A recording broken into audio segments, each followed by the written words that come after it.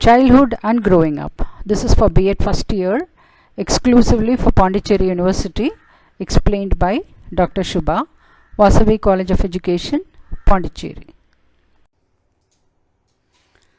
Unit 9, Personality and Social Cognition.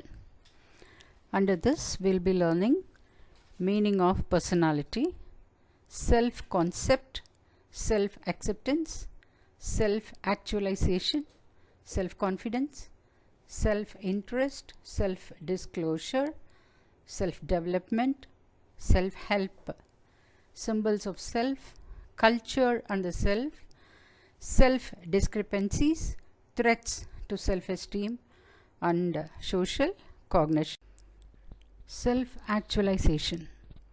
Self-actualization is about moving up to the next level and being the best we can be in order to give meaning to our life.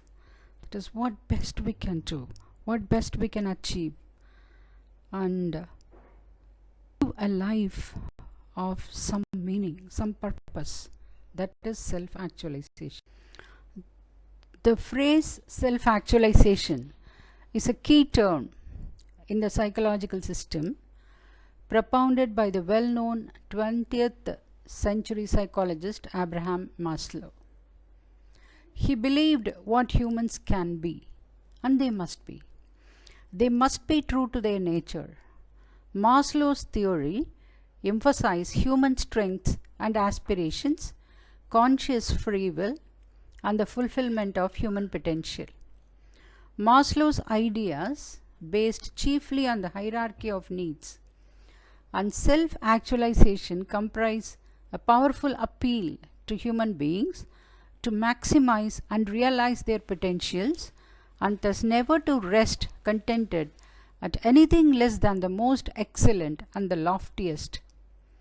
The loftiest is the highest what you can achieve, you should achieve. So everybody should try to get at the best of themselves. So that's what Maslow said, hierarchy of needs. Self-actualizers perceive their world, including other people's world, clearly and objectively, unbiased by prejudgments and preconceptions, that is, without any prejudice. They accept their strengths and weaknesses. They know where they stand, and they don't want to project a very good image of themselves. They neither try to distort their image, give a false image. They will give their true self-image, and they are not feeling guilty about it, nor their failings will. At the same time, they also accept the weaknesses and lacunae of other people and of society in general. If something is wrong with others, then also they understand. They understand and they don't complain. Abraham Maslow talks about self-actualization, and this term was first introduced by Kurt Goldstein.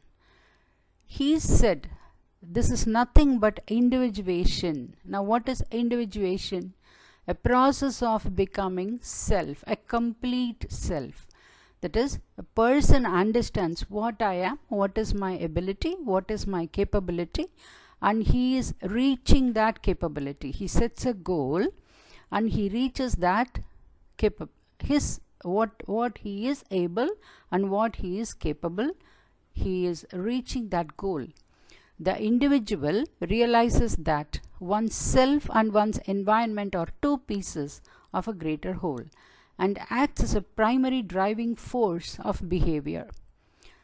Although Goldstein's concept didn't get much traction at the time, it was popularized when Maslow adapted it into his theory on human hierarchy of needs.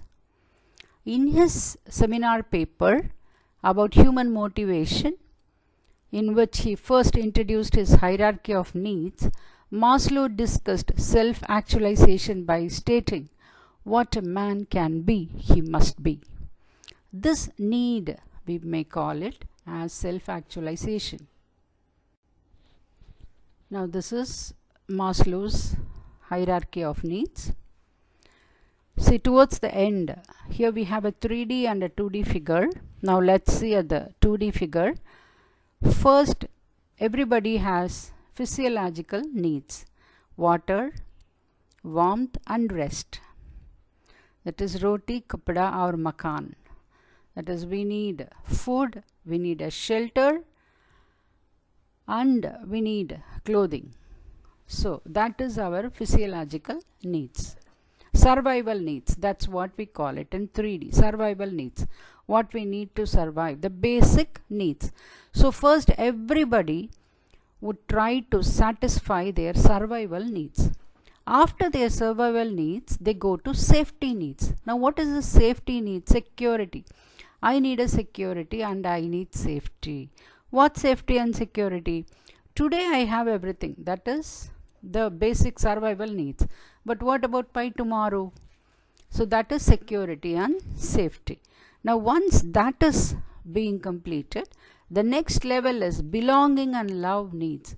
Only then he thinks about social acceptance, intimate relationships and friendships and all that.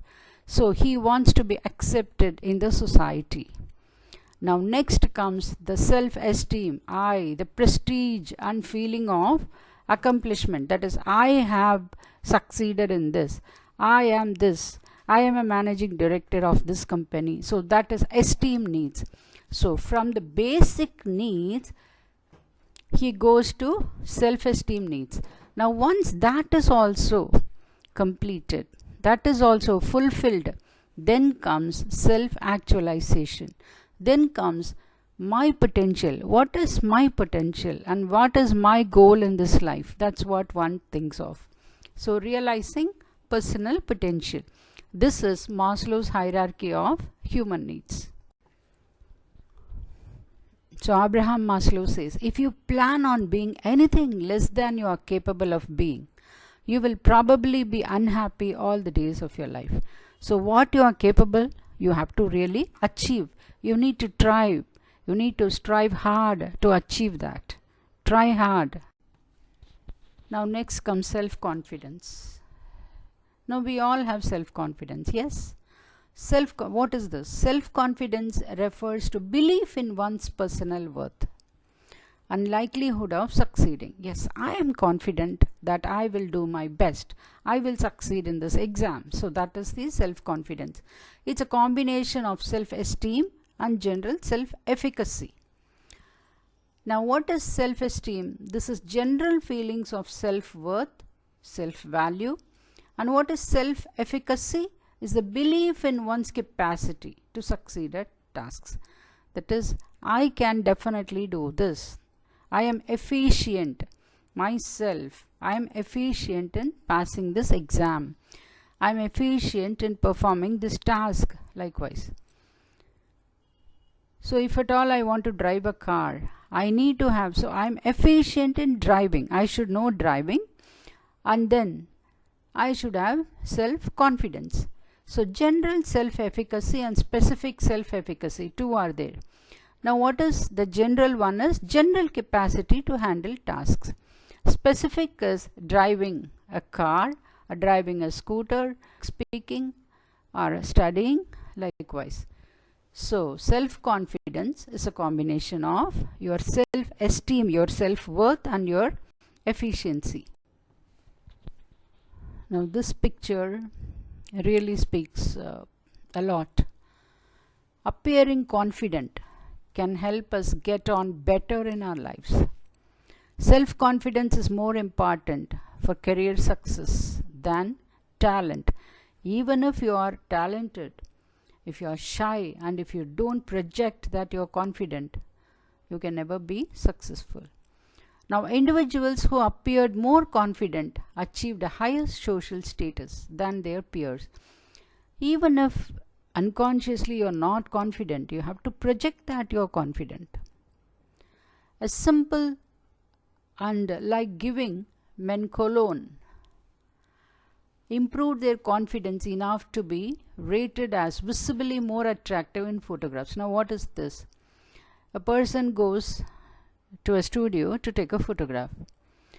Now you tell him, you give him a powder and you give him a cologne. See, just apply this. He'll be really good in the photo. Means that will boost his self-confidence. So a simple aid like giving a man a cologne or a powder will improve their confidence enough to be rated as visibly more attractive even in photographs. So that is the magic of confidence.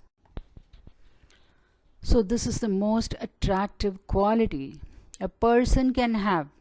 How can anyone see how great you are if you can't see it yourself? You should know and you should believe that I'm great. Then only other person will see you great. Yes?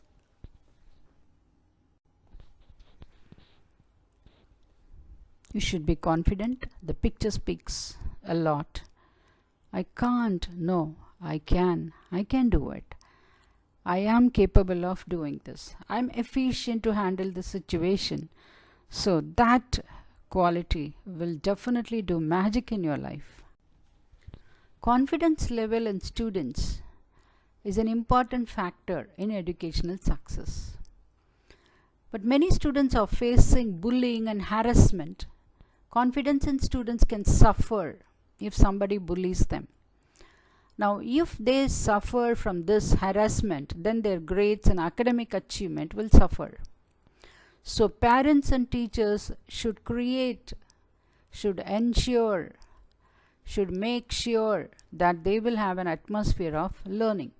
If a child is suffering from bullying, immediate steps must be taken to correct the situation and rebuild the level of confidence. So, when a child loses confidence and self-esteem, they will be losing motivation to learn. So by building confidence, parents can safeguard the most important ingredient to success, that is motivation. So motivation only will definitely promote esteem, and only then they will understand they are self-confident. See, even a cat, if it's confident, the others will view the cat as a lion. Yes. Now next comes self-interest. Now self-interest means interest in oneself. Now what is interest in oneself? Focus on the needs and desires of oneself. Now one has to give time to oneself. That is what I need. Most times actions that display self-interest are often performed without conscious knowing. A number of philosophical, psychological and economic theories examine the role of self-interest in motivating human action. If we don't have self-interest, then nothing will move in this world. Yes. Self-interest refers to actions that elicit personal benefit. And this is a sociological theory also. This comes in economics also. Adam Smith, he was primarily the first person to study self-interest in economics. He says, only if people have self-interest and self-motivation, they will do something for themselves, which in turn will help the others and which in turn will promote wealth in the society. So he only advocated the theory, invisible hand theory. Invisible hand theory means he does something, a person in his own self-interest will do something that will in turn help the society. So invisible hand. Now what is this invisible hand theory? This suggests that when entities make economic decisions in a free market economy based on their own self-interest and rational self-interest, it manifests unintended, that is, he didn't want to help the society, but unintended positive benefits for the economy at large. As in economics, in psychology also, psychological egoism. This suggests that all behaviors of everybody, every behavior of everyone are manifested only by self-interest. It suggests that every action or decision of every person is motivated by self-interest. It also says that every action must be motivated. In consequences, all motives are selfish motives only. Everybody is selfish. Self-interest leads to honing your skills. Honing your skills means bettering your skills. The better to trade with. In economics also, in sociology also, in psychology also, we talk about self-interest. Only if we have self-interest, we will have some motivation. There are only two motives to action: self-interest and fear. This is what Napoleon Bonaparte says.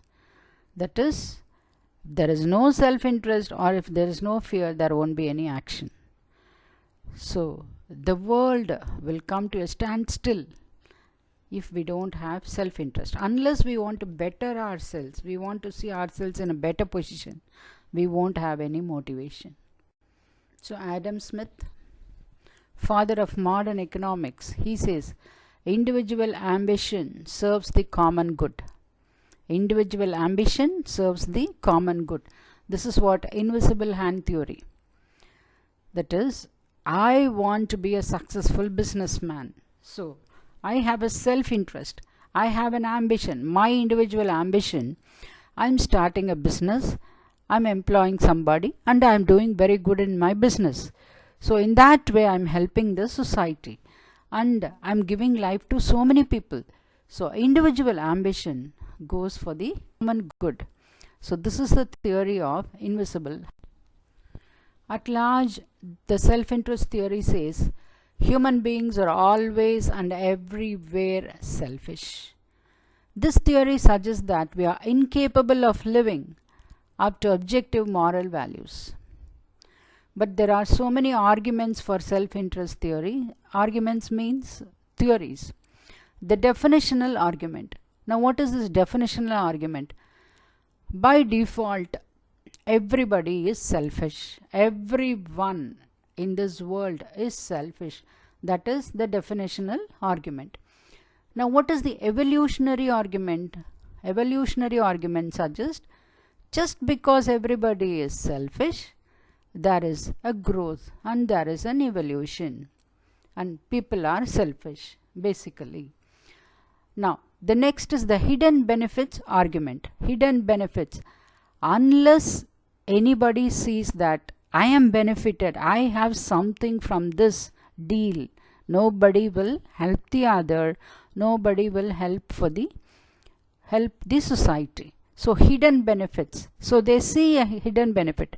Anybody, whoever is helping, whoever is doing something for the society, the hidden benefit, the hidden motive, the hidden self-interest is there. Next is the fear of punishment argument. So this says, out of fear that you will get punished, you do something for the society. So you do good for the society just because you are selfish, just because there is a hidden benefit, just because you fear, and just because you are evolving in your own sphere. That is, selfishness is the human quality. That is self-interest theory propagated by many psychologists, and this is in economics also.